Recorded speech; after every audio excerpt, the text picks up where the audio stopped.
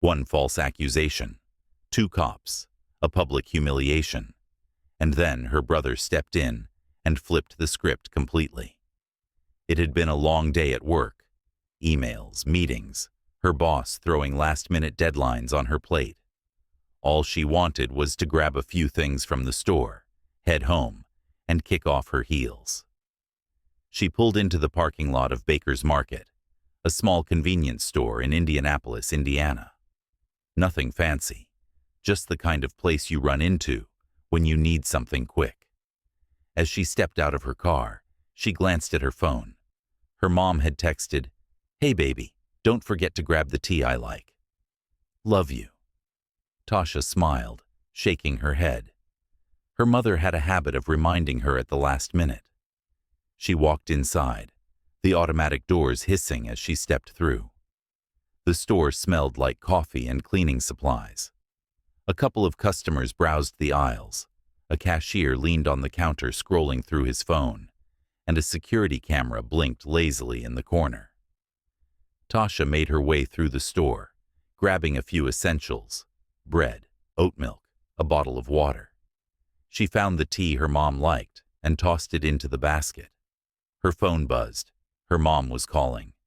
"Hey, Ma," she answered, balancing the phone between her ear and shoulder while reaching for her wallet.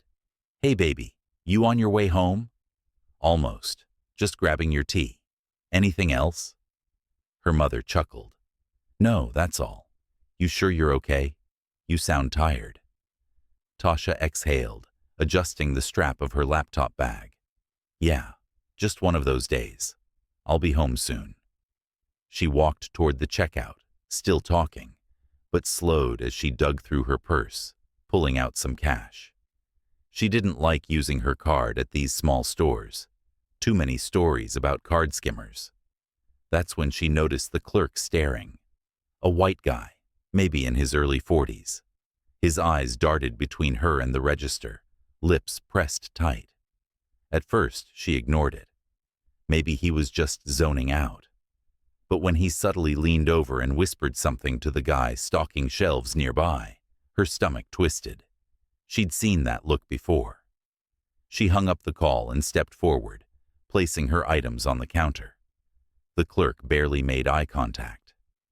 "That all?" he muttered. She nodded, sliding the bills across the counter. He hesitated before taking them, glancing toward the front of the store. Tasha followed his gaze. 2 police officers had just walked in. They weren't looking around like regular customers. They were looking for someone. And then one of them pointed straight at her. Before she could react, they were already walking toward her. Tasha barely had time to process what was happening before the 2 officers, one stocky with a buzz cut, the other tall and lanky, closed in. "Ma'am, we need to speak with you," the buzz-cut officer said, his voice flat, authoritative. She blinked, caught off guard. "Me? What's going on?" The cashier shifted uncomfortably behind the counter, but avoided her eyes. The taller officer adjusted his belt. "We got a call about a suspicious individual matching your description." Her stomach dropped. Suspicious? She glanced around. The store wasn't even crowded.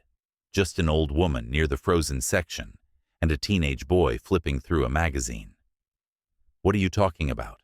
she asked, forcing herself to stay calm. "I'm just buying groceries." The buzz-cut officer's expression didn't change. "Do you have ID on you?" Tasha's fingers curled around her wallet. "For what?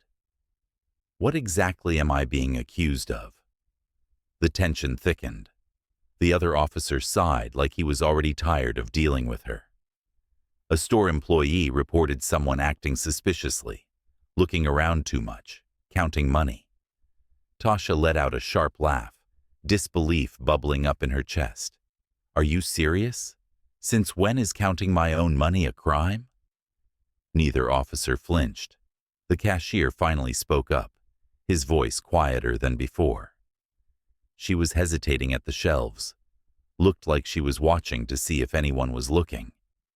Tasha turned to him, eyes wide. I was trying to decide between brands. You really think I came in here to steal tea and oat milk? The buzz-cut cop took a step closer. Ma'am, lower your voice. Her breath caught. She wasn't even yelling. Suddenly, she felt all eyes on her. The teenager had stopped flipping through the magazine. The older woman near the frozen section was pretending not to watch. She felt it. That shift in the air. She knew where this was going. Her heartbeat picked up. She'd seen enough viral videos, enough news reports. She knew that once things escalated, it didn't matter how right she was. She swallowed hard and pulled out her ID, her hands steady even though her pulse was racing. The officer barely glanced at it. "Step aside, please," he ordered. "We need to ask you some questions." But before she could respond, the other officer reached out, grabbing her by the wrist. Tasha's entire body tensed as the officer's grip tightened. "Excuse me?" she snapped, jerking her arm back. "I gave you my ID. What else do you need?" The stocky officer's face remained cold. "Step over here," he repeated, motioning toward an empty aisle near the front of the store. She could feel it now, how fast everything was spiraling. Her pulse pounded in her ears. The teenage boy put his magazine down. The older woman by the frozen section had stopped pretending to look at the bags of peas and corn. Even the cashier had backed up a little, suddenly very interested in the register screen. She felt exposed, like a criminal. "Are you detaining me?" she asked, forcing her voice to stay steady. The tall officer scoffed. "We're investigating a report. If you cooperate, this will go a lot smoother." Smoother for who? Tasha's chest tightened. She wasn't stupid. She knew how this worked. If she pushed back too hard, she'd be labeled as hostile. If she complied too quickly, she'd be treated like she was guilty. Lose-lose. "I want to know exactly what I'm being accused of," she said, her voice firmer. "You still haven't told me." The buzz-cut officer exhaled sharply, as if she was exhausting him. "Ma'am, someone thought you might be shoplifting. We're doing our job." Tasha let out a bitter laugh. "You mean profiling?" The second those words left her mouth, the air shifted again. Buzzcut's eyes darkened. "Turn around," he ordered. A rush of heat shot through Tasha's body. "What? No," she shot back, stepping away instinctively. "I did nothing wrong." The taller officer reached for her. "Don't resist." "Resist?"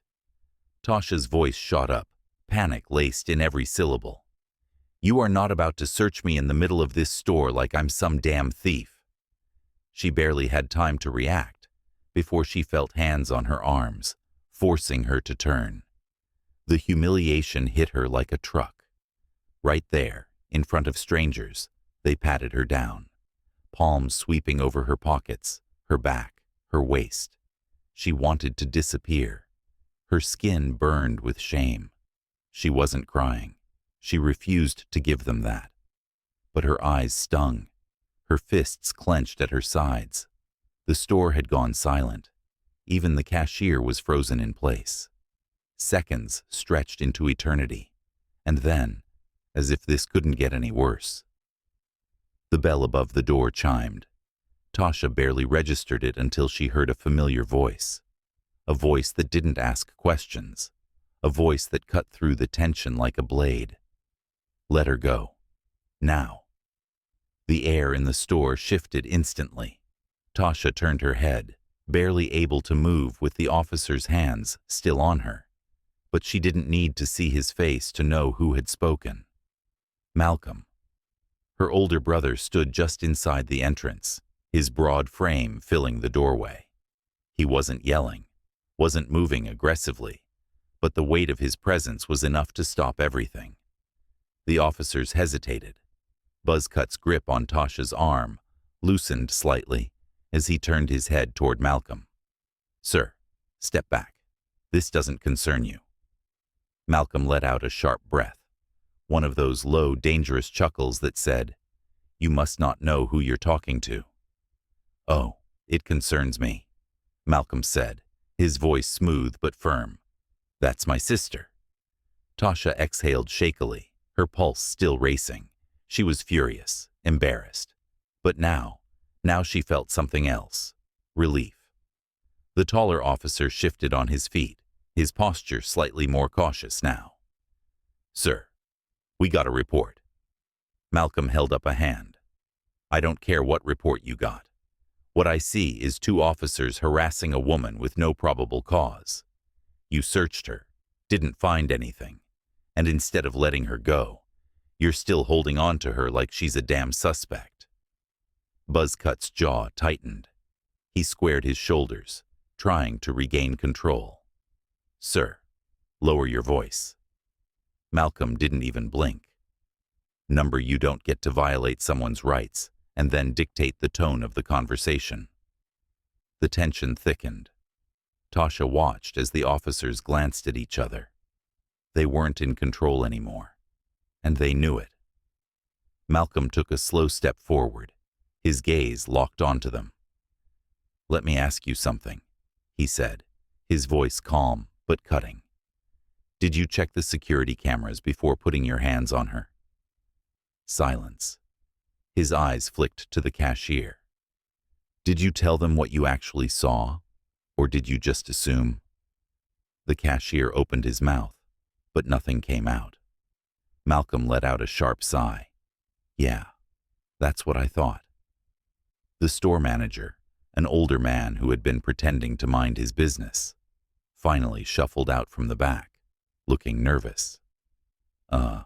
Officers, maybe we should—" Malcolm cut his eyes at him. "You should have spoken up before they put their hands on her." The manager swallowed hard. Tasha felt the officers' grips finally loosen, and then, as if they could sense the way the situation had turned, they took a small step back. No apology, no explanation, just a quiet, unspoken retreat. Malcolm took another step forward. "Now, unless you plan to arrest her, which you have no grounds for, you'll need to leave." Buzzcut clenched his jaw, his hand hovering near his belt for a second. But then, without another word, he turned and walked toward the door. The taller officer hesitated, his pride still bruised, but eventually followed. Tasha watched them go, her chest rising and falling, still trying to process everything. She should have felt relieved, but instead, she felt exhausted. Malcolm exhaled, shaking his head as he turned to her. "You okay?"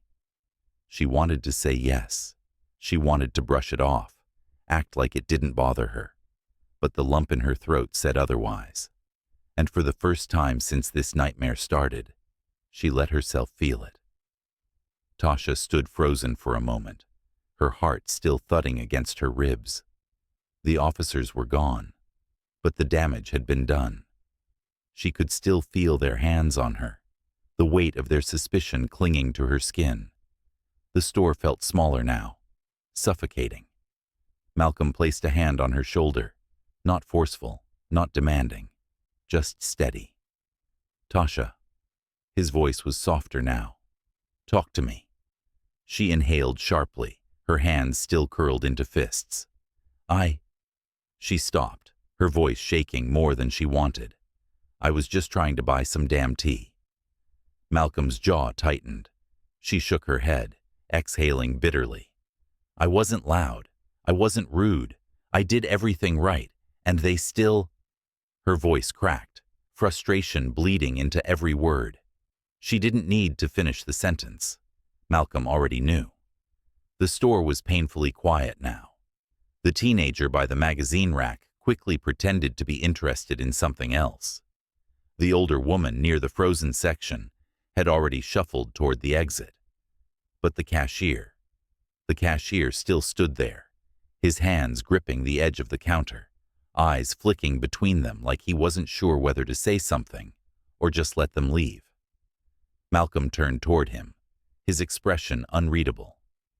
"What's your name?" The man hesitated. Uh, uh, Tom. Malcolm nodded, slow and deliberate. Tom, tell me something. Did you actually see my sister steal, or did you just think she looked like someone who would? Tom swallowed. I didn't say she stole anything. I mean, she was looking around a lot, and with the cash, Malcolm held up a hand, stopping him. You assumed. Tom had the decency to look ashamed, but that wasn't enough. Tasha, still gripping her bag, finally found her voice again. Do you even know what that felt like? She asked, her tone razor-sharp. Being searched like I was some criminal while you stood there and let it happen? Tom opened his mouth, but no words came out. Malcolm's gaze didn't waver. You know, there's a difference between calling the police when something actually happens and calling them because you think something might happen. He paused, letting the weight of his words settle. One of those saves lives. The other one ruins them. Tom looked down, his knuckles turning white against the counter. Tasha shook her head. Just say it, Tom. He glanced up. Say what? Say you were wrong. Silence. Her chest was still tight, the humiliation still fresh, but she refused to let him off the hook that easily. Tom finally exhaled, rubbing a hand down his face. I was wrong. His voice was barely above a whisper. Tasha swallowed. It wasn't enough, but it was something. Malcolm wasn't done, though. His attention turned toward the store manager, who was lingering near the back like he was hoping to avoid eye contact. You. Malcolm's voice was sharp again. The older man straightened, suddenly looking very busy with nothing. You were here the whole time. Malcolm continued. You could have stepped in. You could have said something. The manager let out a nervous breath. Look, man, No. Malcolm cut him off. You don't get to play neutral when you see something wrong and say nothing.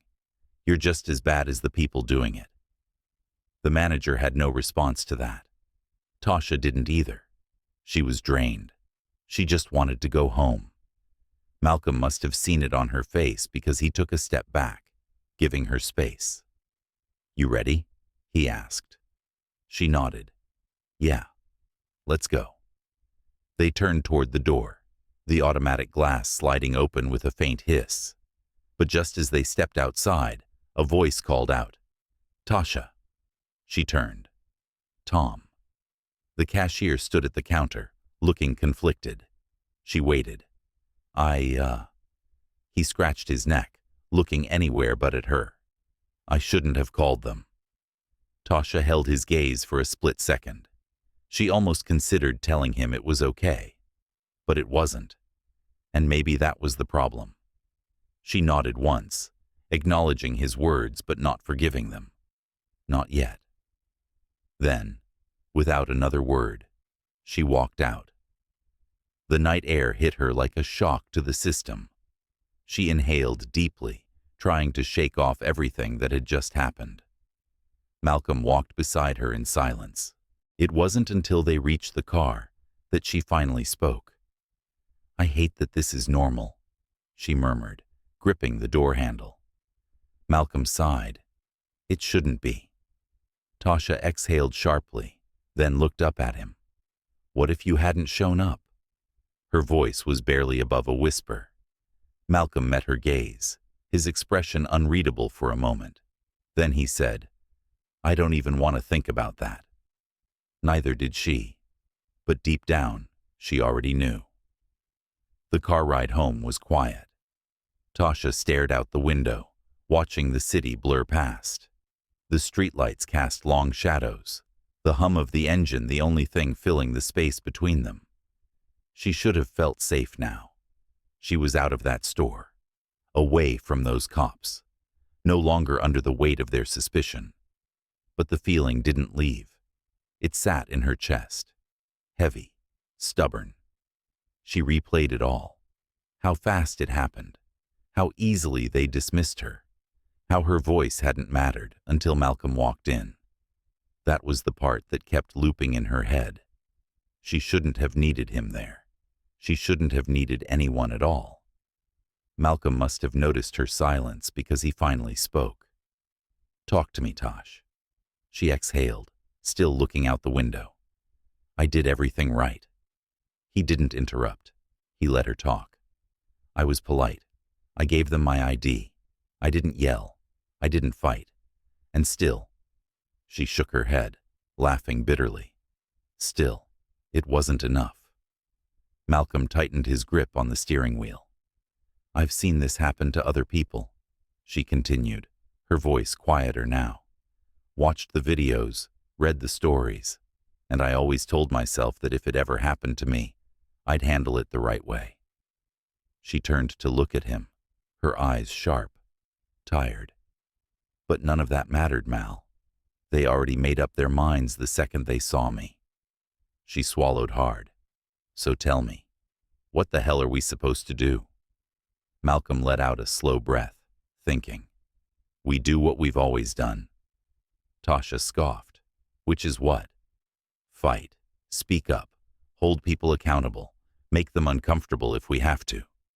She rolled her eyes. "And what good does that do when people like those cops or that store clerk don't even want to change?"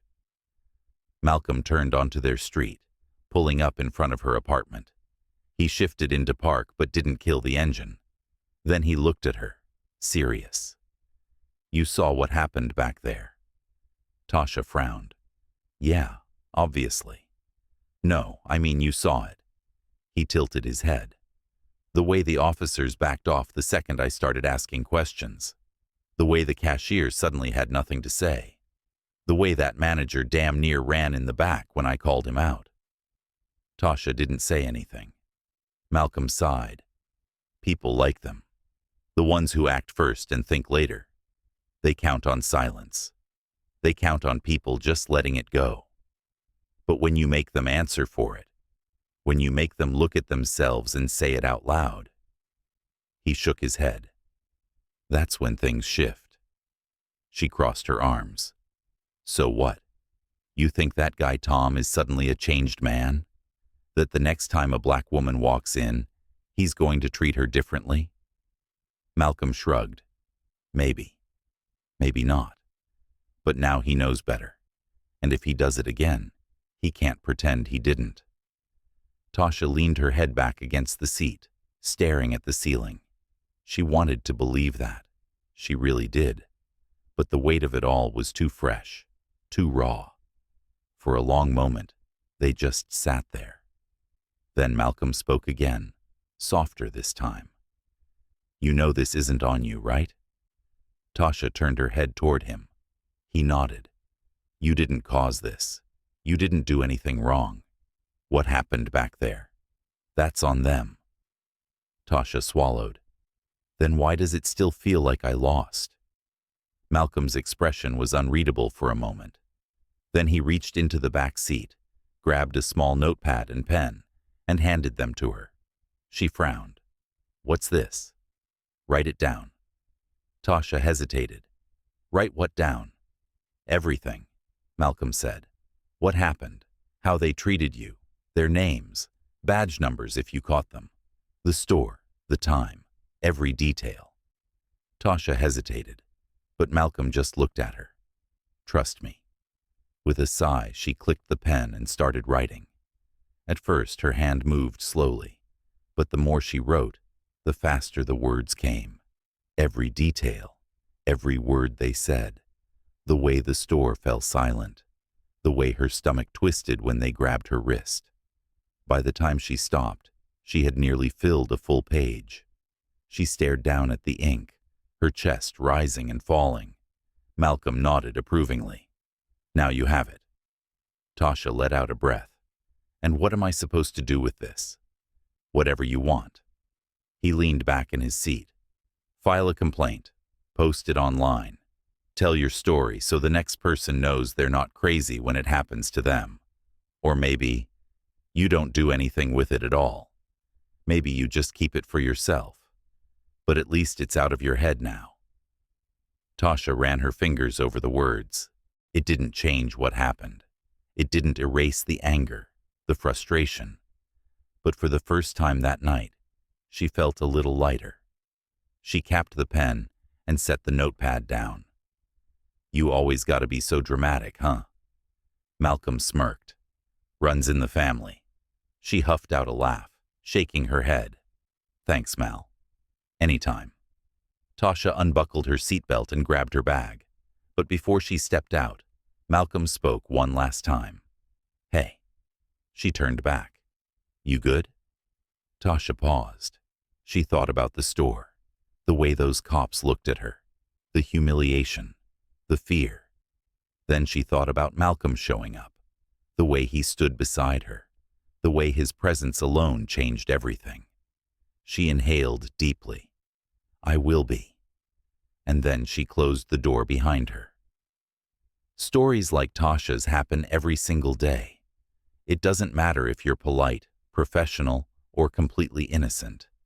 When people see you through a lens of suspicion, the rules are different. But silence is what allows it to keep happening.